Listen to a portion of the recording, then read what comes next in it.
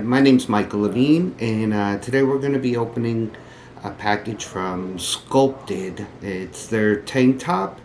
But before we get into that, just a little bit about myself. Those of you who've seen my videos before know I work for Aurora Investments Global. We're a Vietnamese apparel company, and we have 22 sewing factories in Vietnam, 2 textile mills, 2 industrial laundries. We make our own fabrics, knit and wovens, as well as we use other suppliers. We have our own in-house R&D team developing fabrics and working on new creations all the time. So it's always a real interesting place to come visit us and learn what we have that might be new to the market. We're always on the lookout for new customers. So if I show you something that inspires you through one of my videos, or you're just interested in working with us, please reach out to me and I'll be happy to talk to you further about that separately. Today's product review is the Sculpted tank top, and I got an advertisement through Instagram for them. I thought it looked interesting, so I bought something off their website. It's called Sculpted, SCULPTED.co. Not .com. Took me to I think a plastic surgeon. But anyways, so you want to buy a tank top and not get your nose fixed, it's .co. I bought this tank top for $29 plus $5 freight. And what caught my eye about it, or what's been interesting me more lately, has been going after more of a tank top type of fit, where I can get the deeper neckline, the spandex fabrics, although it might be something that's just unique to me, but the spandex fabric seems to be pulling, and I end up, and they're tighter fitting garments. You're working against them all day. I find them a little fatiguing, maybe a little bit rough, or pulling against the skin. And I also don't like having basically a rubber band around my neck unless it could be a little bit deeper cut. I'm very sensitive, I guess, to something being around my neck. I don't know why. So anyways, tank tops, especially with the deeper neckline, and not the armhole, the larger armhole, so you're not fighting, it's not going to pull you, it's just kind of, there's no mobility issues whatsoever to consider in that type of garment, and it keeps you covered, and it's also great for summer. It's just a lot less heat trapping, regardless of what the fabric might be. And so now, and that kind of rolls me into what I wanted to discuss here. In the Sculpted website, there was new fabric information about the garment, at least not to the fiber content, which I'm seeing that occasionally, and it's for me, I find it disheartening, because if you're not upfront about the fabric information, then I can't feel it, I can't touch it, I can't try it on unless I buy it. But what's going to capture my interest? The color, because everybody has a tank top, everybody has color. So what's going to attract my interest to buy it? I would always think that would be the fabric would be a key thing. But I've been seeing more and more often on websites where people are not telling you what the fabric is. But anyways, it did look interesting, and I'll tell you why. They call the fabric Spirotex, and that was really the only information. And then some of the performance features of Spirotex, which they said is antibacterial, highly absorbent. They said it was powerfully insulated to stay cool in the summer and warm in the winter. So this is getting really interesting. How do they achieve that? Because it's not clear. They said ultra comfortable, so I imagine the fabric's soft. Naturally UV protectant. So naturally UV protectant, that's an interesting call out to make. All fabric is UV protectant in one way or another, as compared to having, say, your bare skin. If you go out in the sun, you're gonna be exposed to UV rays from the sunlight. Any kind of clothing you wear will protect you The denser the fabric, the more light it's going to block. We actually have UV reflecting chemistry that we can apply that enhances the UV protectant feature that's naturally occurring in the fabric. And when you add the UV chemical, it's not only protecting your skin, but it's also protecting the fabric, which is something that's that one sentence saying it's UV protectant is really referring to the skin. But if you've ever left your clothes out in the sun, especially after you're swimming in them, or me, unfortunately, had a closet with a window where the sun was coming in, and it bleached out the shoulders on my clothes on the exposed side.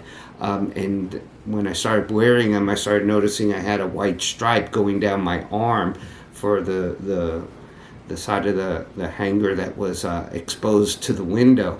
So UV protectant fabric would have protected the color a little bit. But anyways, that's another topic. They also called out that this is hypoallergenic, so I don't know what they're referring to as hypoallergenic. Is it the fiber? Is it the chemical that's on the fiber? Is it a combination of both? They also say the last call out was that this garment is eco-friendly. So once again, without knowing the fiber content, is it a recycled fiber such as recycled poly or recycled nylon? Is it a naturally occurring fiber like cotton, which would be eco-friendly, especially if it's organic? Or are they making it a claim that this is like some sort of rayon, which is harvested from bamboo or seaweed or something along those lines, which also could be eco-friendly? Just keep in mind also that anytime we apply antibacterial chemistry to any fiber, whether it's recycled or wherever its origin is from, the antibacterial is going to prevent that from breaking down in the landfill when the garment gets discarded. So it might have been recycled poly, and kudos to the company to recycle plastic bags and keep them plastic bottles and keep them out of our landfills. But then once again, this garment will never decompose because bacteria can't attack it when it's antibacterial. So you kind of win and then you lose. And so anyways, there is something that I did find when I Googled Spirotex, and that's a chemical made by a company called Tanatex. Tanatex actually specializes in this formula of applying this chemical in a coating, so it goes on the surface of the fabric, not on the back. And they have a chemical application they call Spirotex, spelled very similar to they spell it the same. I don't know if that's what this company Sculpted is referring to when they call the fabric Spirotex fabric. But Spirotex anyways is a chemical application that Tanatex says when you apply it to the surface of the fabric, it will make the fabric repellent from the top, but from underneath, moisture vapor can pass up and through it.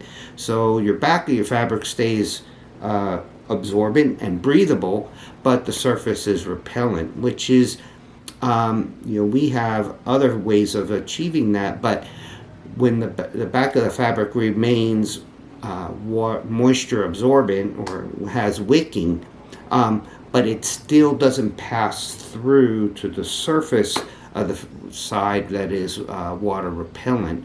It just stays absorbent on the back and repellent on the face. So if the moisture is actually passing through and escaping, that is going to allow it to dry and make it breathable. That is a really nice achievement. So if this is the Tanatex procedure, then we'll find that out too, because we'll know right away when we do that water droplet test and see if it repels moisture. But once again, that doesn't help us identify the fiber content. That, I guess, we're going to have to just I bought it kind of thinking potluck. I'll figure it out when I get the garment in, and the label have it the fiber content clearly marked on it, because that's part of the labeling laws that are required for garments. So anyways, let's get down to it. We'll open this up and see what we got. Came in a beautiful, well, personalized package, as you could see, printed bag. I know we throw these things out right away, but you know what, when they go to the trouble to make them for their own company logo on there, I really think that's cool. They included some of these stickers, and I actually got a sticker just telling me what I got. It's not a return label, but this is a California company. It came in a Ziploc plastic bag, which also, you know, you pay extra. Obviously, somebody pays for the Ziploc bag, but I really think that having this and personalized and the weight of the bag, I'm going to throw it away just like you would when you get it, but it just makes it that much nicer than, say, getting one of our standard cheapo bottom line plastic bag. Anyways, here's the garment. Pretty standard. There's a heat seal here in the neck, and calls out the size. Has the international symbols for the care instructions, but it doesn't have it written out, and it's in real small letters here. Something. Let's see. I have a way of reading that. Get out a magnifying glass here. And, okay. Do not iron. Wash with similar colors. Okay. And then, of course, the international symbols for wash here say something similar. Do not iron. And use low water temperature. No other labels in it, no care labels, so the fabric is going to remain a mystery for us. There is this little screen print here on the front, and it just says the same thing that's on the plastic bag. Different ways to spell sculpted, I guess, different languages, and then it says create or represent by carving, casting, or other shaping techniques. So anyways, we'll get down to it. Let's see if this is the Tenatex chemical on here, if it has a dual moisture wicking, water repellent chemistry on it, and we'll evaluate the garment, so stick around.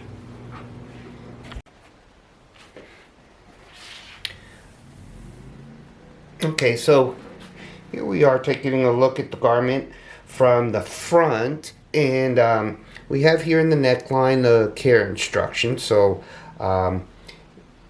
this says here, do not iron and wash with light colors, and then it gives you the international code for the wash instructions.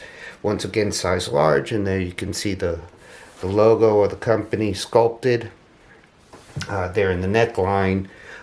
It's finished. It's not a fold over hem, it's piping going around the neck and the armhole opening. And here at the bottom we have also a little information that the company provided us. So once again, Sculpted, and then the definition of what they consider sculpted to be, create, or represent by carving, casting, or other shaping techniques. Of course, they're talking about us shaping our bodies through exercise and fitness. The back of the garment, it's a single back, typical shoulder line going across the top, and on the bottom hem here, once again, we have piping, not a fold over or roll over hem. Just gives it a little bit of weight. It's a light fabric. The piping is a nice touch. I think it becomes important. You have your side seam with just a regular 3-thread overlock stitch holding it together. Once again, there's no top stitch on the shoulder seam, just standard basic construction. You can see a little bit of a heather look, which leads me to believe that this is some kind of blend, like a poly rayon spandex.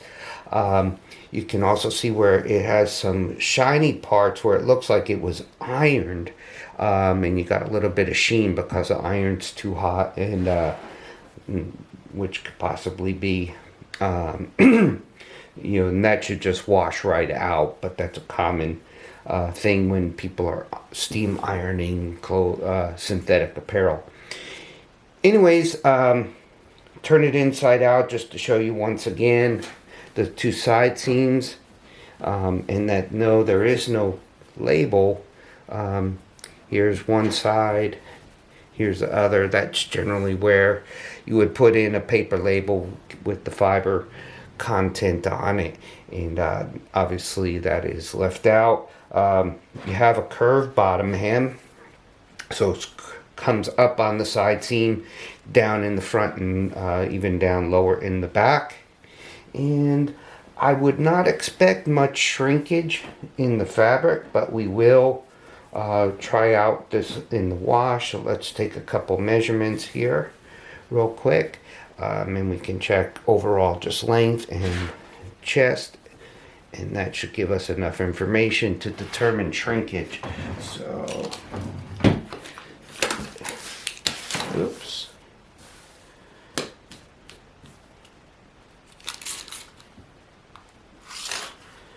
Alright, so 38. So this is going to fit me pretty tight, guys. Possibly I should have went to an extra large then, because I have a 42-inch chest typically. 38, and then our back length is 30, front length 28 and a half. So we'll use the 30-inch for our measurement, and 38 for our chest. So with the spandex in there, this is going to be a little bit of a snug fit. Can just check the sweep real quick as well. Yeah, and sweep is around 40.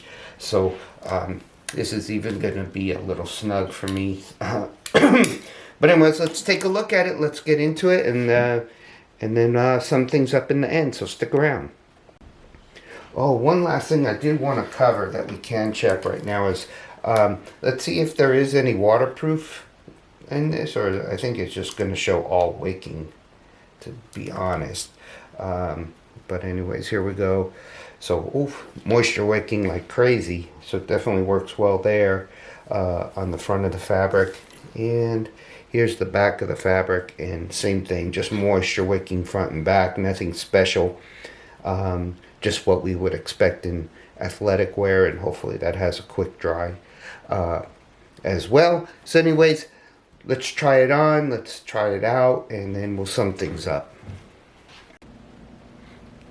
Okay, so here we are straight out of the dryer, and let's say it came out with really great smoothness. I mean, there's no wrinkling whatsoever. Also, I don't know if the camera's picking it up, but a lot of that sheen that we were seeing from the ironing of the garment is now kind of washed out, and it's even. There's no shiny parts. You can see here from where we set the piping that there's some gathering here, and that's probably also from the differential and shrinkage, and this is all biased, so when you're setting the piping there, you have to be real careful with that. You can see they got it on one side more than the other, and that's just from the direction when you're sewing. The other thing, probably reason they saw some of that beforehand, and is why they ironed the garments to try and press that out, and that's what causes that sheen, because you're pushing down, trying to get those wrinkles out. So anyways, let's see how we did on the measurements. Did we lose any of our dimensions? And I'm going to say it even looks a little smaller, but we had 38 in the chest, and Yeah, we lost about a half an inch, maybe even a little bit more. Looks like we're close to, yeah, under 37, but we can even call it 37 and a half. And so we lost about a half an inch, which is not much, but for a large to be 38 inches in the chest, that's kind of what a measurement is for small. Not really a large. In our back length, and we have 29. So, and there we had 30 before, so we lost an inch about in the length. Not real concerned about the length so much as I am in the width, especially when it's a tight fitting garment, which this is going to be already, and now it just got tighter. So anyways, a little bit to be left to be desired here as far as quality of the sewing, the little bit of gathering there in the, you know, a little bit of pulling here as well. It's not too bad, and it is enough.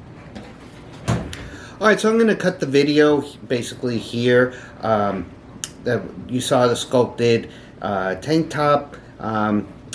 This shirt, although the fabric is okay, there was just a lot left to be desired with it. We measured 38 inch chest, which those are half measurements, so that's, you know, that's posted on their website, and I'll put those numbers up on the screen right now. They're in centimeters. So a large should be 65 and a half centimeters, and this measured 38 inches basically before wash, or 19 inches on the half, which is approximately 48 centimeters. So almost a full 20 centimeters under spec. So this is not even a small by their standard. It was actually 12 centimeters smaller than what the small says should measure according to the website. I guessing at the fabric content as being some kind of rayon, not sure. It was very thin, probably 130 or 110 GSM, so all your chest hair and everything else, other features show through. So was not a big fan of the fabric weight, although it was very soft. The fit, if it would be graded properly and was a true large. I did like the cut, the neckline and armhole opening, and I think it would have made a great workout shirt. So hopefully they'll make a second attempt. Maybe somebody will show them my video. They can add a little bit of weight to the fabric, double check their measurements, and get back to the drawing board on this one and bring them something better. I'd love to give them another shot at it.